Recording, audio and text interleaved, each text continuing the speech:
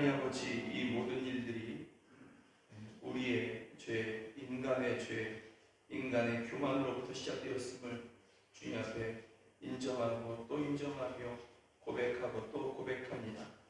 그러나 사하심이 주께 있으며 긍휼히 여겨주심이 주께 있사오니 주의 백성들, 믿음의 사람들, 오직 한 분 주님만을 바라보며 살아가는, 주님 다시 오실 그날을 바라보며 그렇게 이 땅에서 준비하듯 살아가는 그러한 성도들의 기도를 들으시고 전염병의 이 권세를 꺾으시며 기세를 꺾으시고 이제는 평안 중에 하나님을 예배하고 주의 일들을 감당할 수 있도록 역사하여 주시옵소서.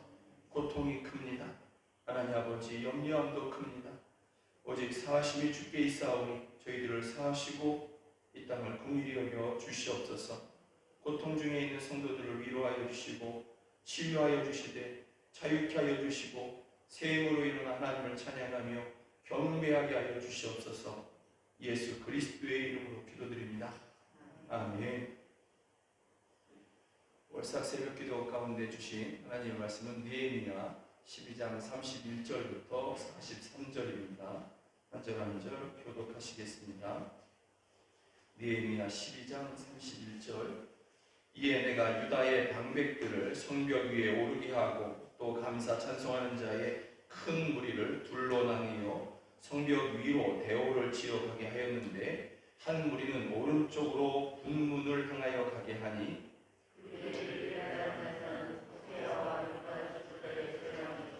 또 아사랴와 에스라와 무술람이며 또 제사장들의 자손 몇 사람이 나팔을 잡았으니 요나단의 아들 스마야의 손자 맏다냐의 증손 미가야의 현손 삭골의 오대손 아삽의 육대손 스가랴라.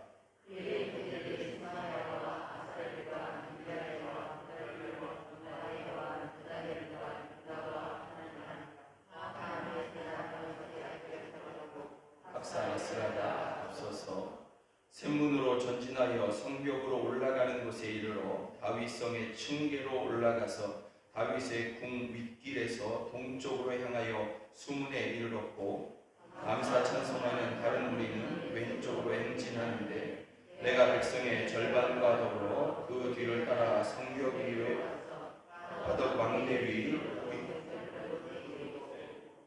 에브라임 문 위로 옛문과 어문과 하나넬 망대와 한메아 망대를 지나 양문에 이르러 감옥문에 멈춤에 위에 찬송하는 두 하나님의 전에 섰고 또 나와 민장의 절반도 함께 하였고 제사장 엘리야김과 마아세야와 미냐민과 미가야와 엘요에네와 스가랴와 하나냐는 다 나팔을 잡았고 세야와 스마야와 엘르아살과 우시와 여하난과 말기야와 엘람과 에셀이 함께 있으며 노래하는 자는 크게 찬송하였는데 그 감동은 예스라 히야라.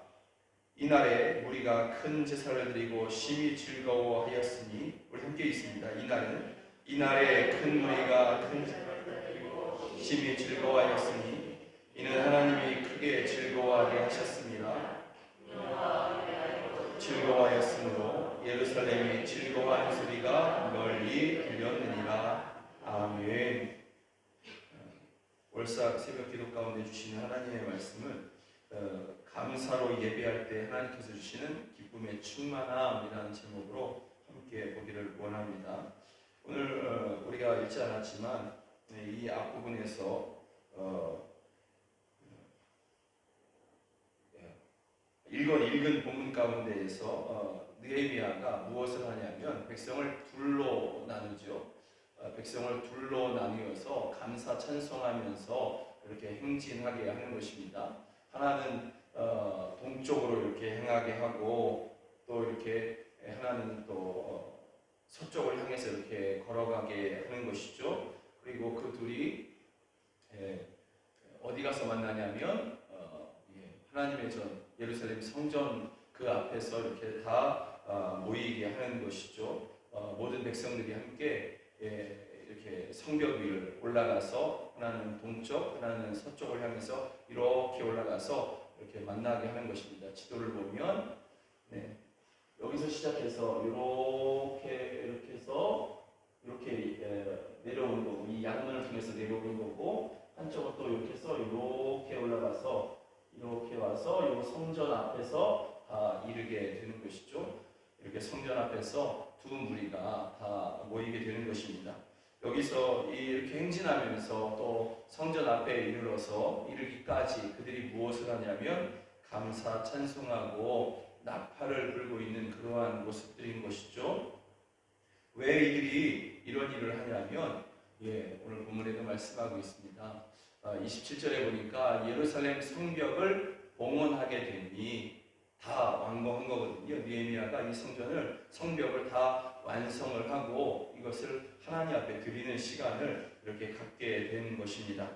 그런데 가만히 생각해 보면 포로에서 돌아오는 시간도 짧지 않았고 힘들었는데 돌아오자마자 그들이 힘을 내어서 이 성벽을 건축한 것이거든요.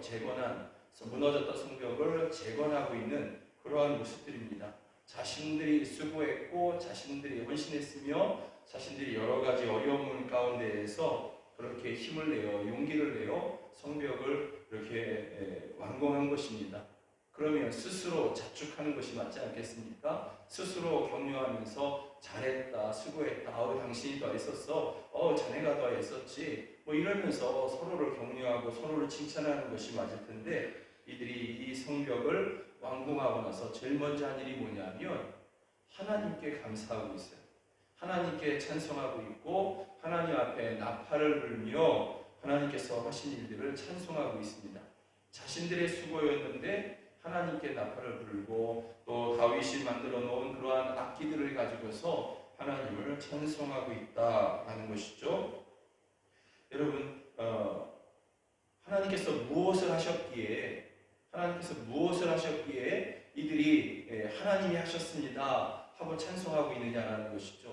자신들이 수고하고 땀 흘렸는데 우리가 한 일은 없습니다 하고 있는 그러한 모습들이거든요. 정말 그러한가 우리가 좀 함께 살펴보기를 원합니다. 오늘 본문에 보면 여러분 1장 11절에 보면 1장부터 여러 가지 어려움들이 있었음을 느헤미야가 이야기하고 있고, 또 성벽을 짓기 시작한 때부터 참 많은 어려움들이 있었음을 느헤미야가 이것을 다 기록해 놨습니다. 1장부터 보면 첫 번째 어려움이 뭐냐면 느헤미야가 돌아가서 성벽을 짓고 싶은 마음이 너무 간절한 거예요. 그런데 누구부터 설득해야 되냐면 왕부터 설득해야 되는 것이죠.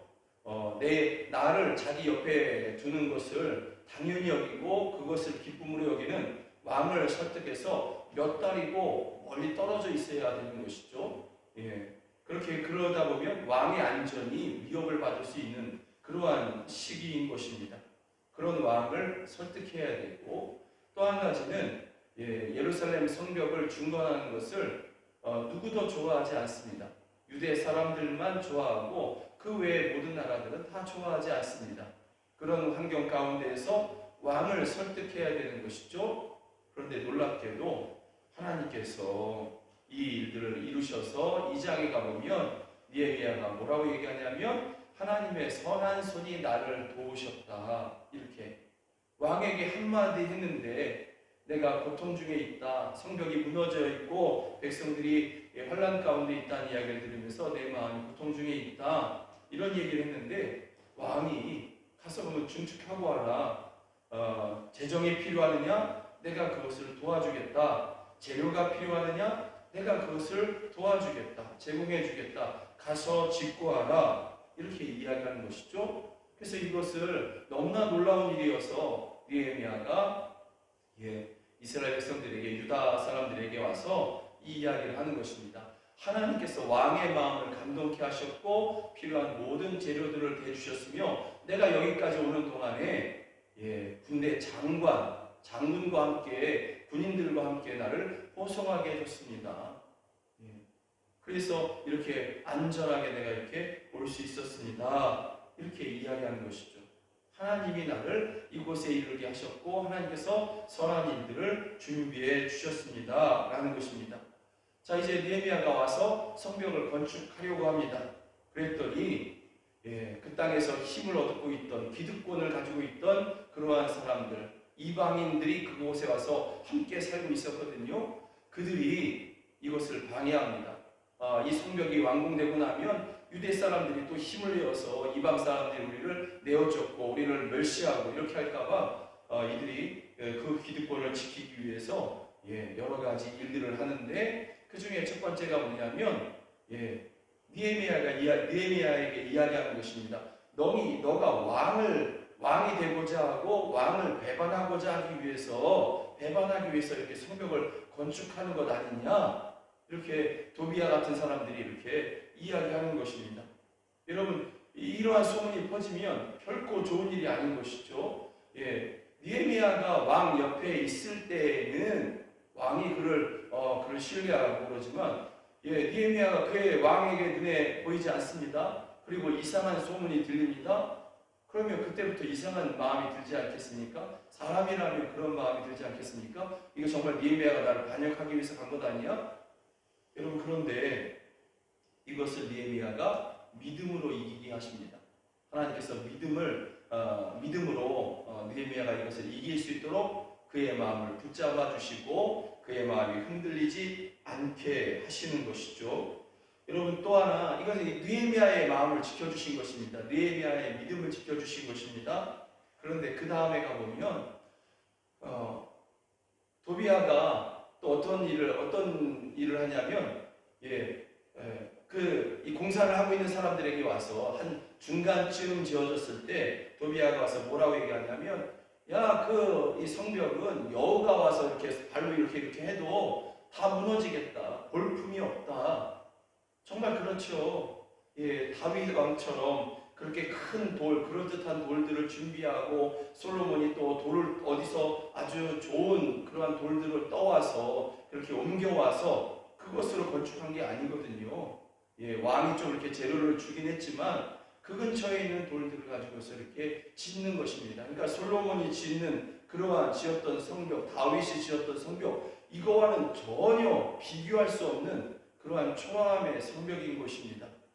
그러니 여러분, 이것을 짓는 사람들의 마음도 이 소리를 들으면서 마음이 무너질 수 있는 것이죠. 우리가 하는 일이 애쓰고 하지만 볼품없어. 제대로 된 성벽도 아니야. 이렇게 이야기할 수 있는 것이죠. 그렇게 마음이 무너질 수 있는 것이죠. 여러분, 이러할 때 느헤미야가 기도합니다. 그러는데 여러분, 4장 6절에 가보면 4장 4절에서 느헤미야가 하나님 앞에 기도해요. 그랬더니 4장 6절에 가서 하나님께서 백성들의 마음을 붙잡으십니다. 아까 2장에서는 느헤미야의 마음을 붙잡으시고 믿음을 붙잡으셨는데 이번에는 4장에 가서는 백성들의 마음을 붙잡으시고 그 마음이 흔들리지 않냐고 꾸준히 이 일들을 계속하게 하는 것이죠.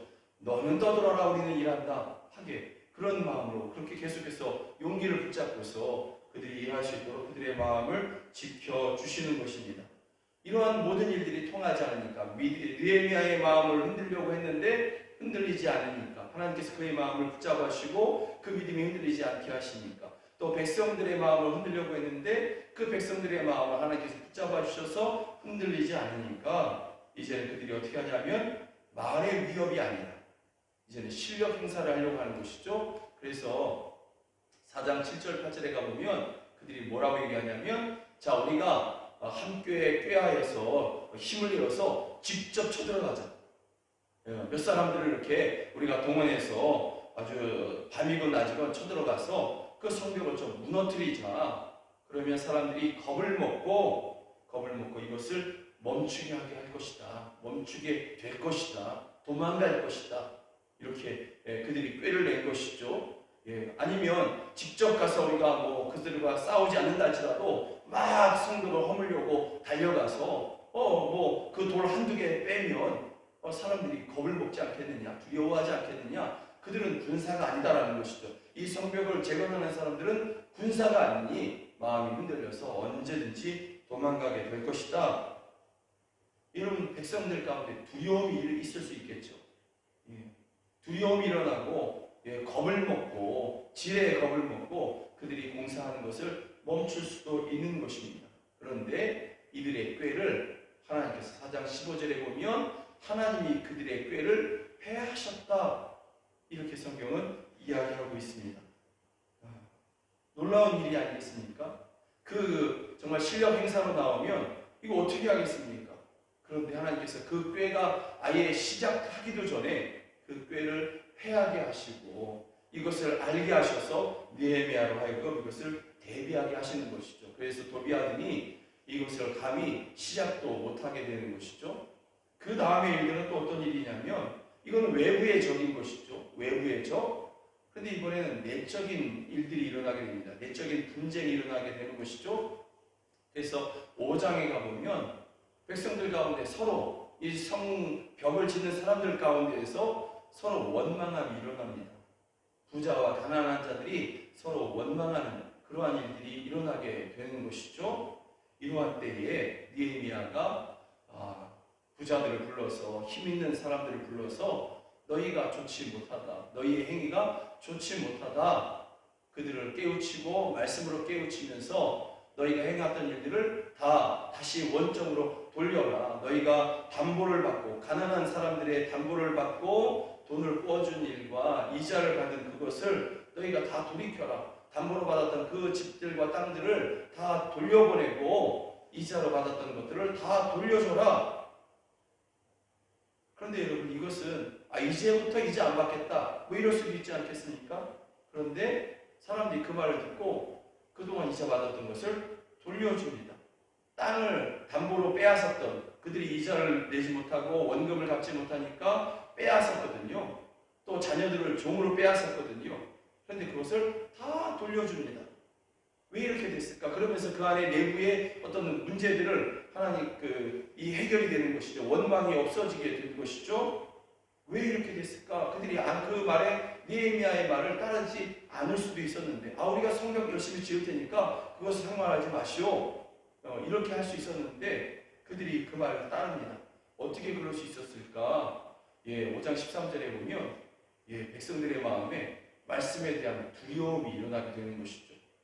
너희가 이 말을 따르지 아니하면 하나님께서 너희를 먼지와 같이 털어버리시길 원하노라.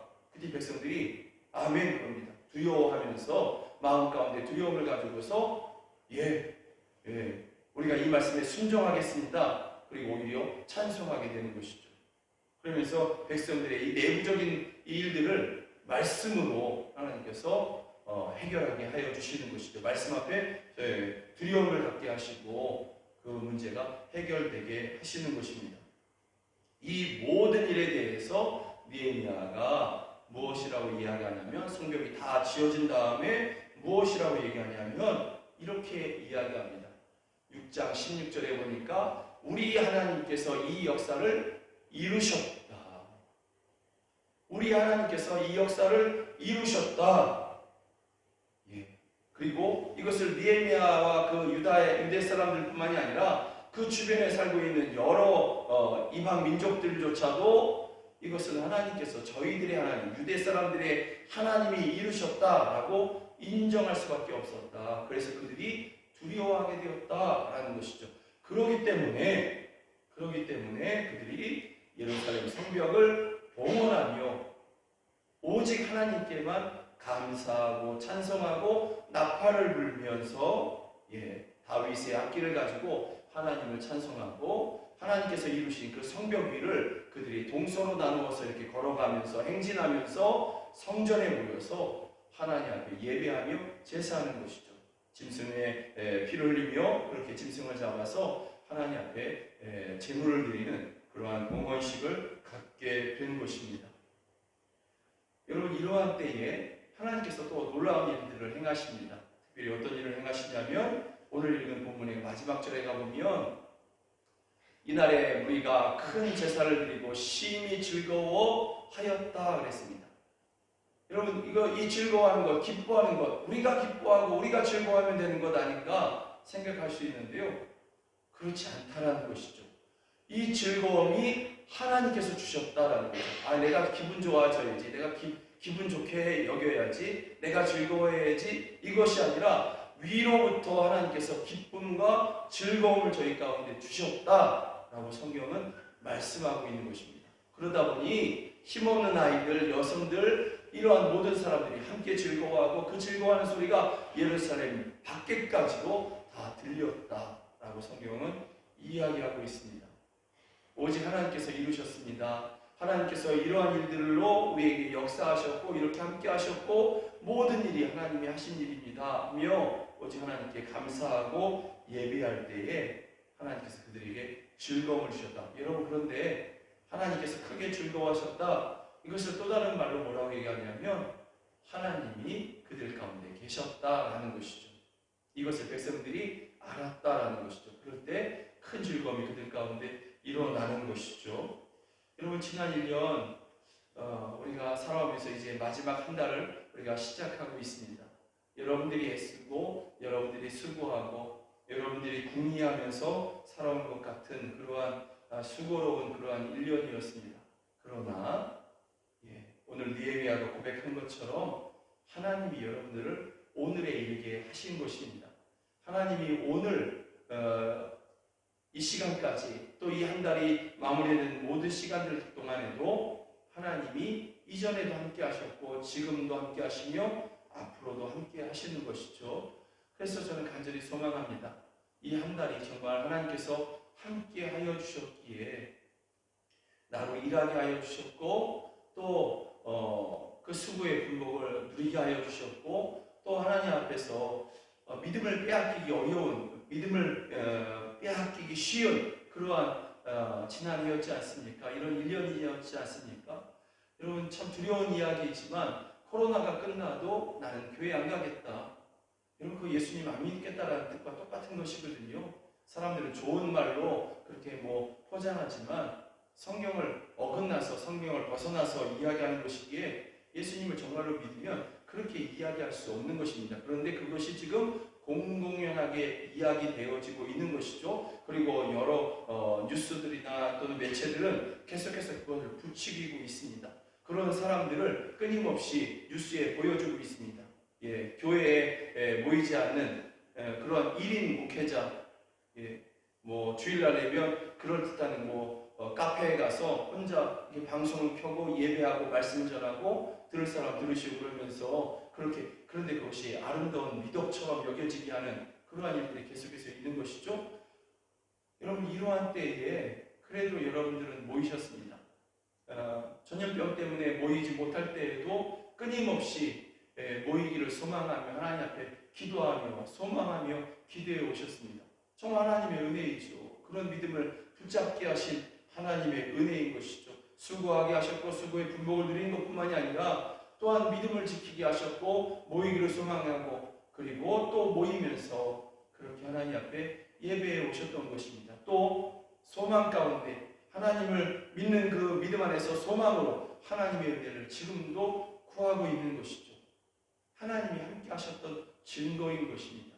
그러니 이번 한 달이 하나님께서 내게 행하신 일들을 정말 감사하며 찬송하며 그렇게 마치 느헤미야와 그의 사람들이 행진한 것처럼 동서로 행진하며 그렇게 하나님의 전에서 예배했던 것처럼 이 한 달이 정말 하나님 앞에 예배하는 한 달이 되기를 간절히 소망합니다.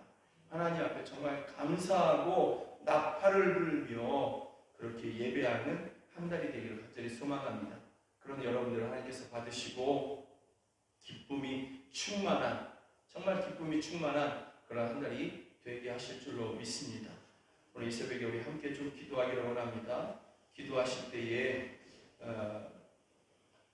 순서지에 기도 제목들이 있습니다. 마지막 달을 맞이합니다.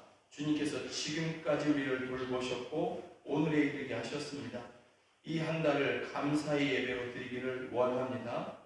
느헤미야와 그의 사람들에게 주셨던 기쁨의 충만함을 나의 심령에, 우리 가정에, 우리 교회 가운데 주시옵소서. 고난당하는 성도들 가운데 주님께서 함께 하시고 즐거움이 충만케 하여 주시옵소서. 우리 함께 이렇게 기도하시겠습니다.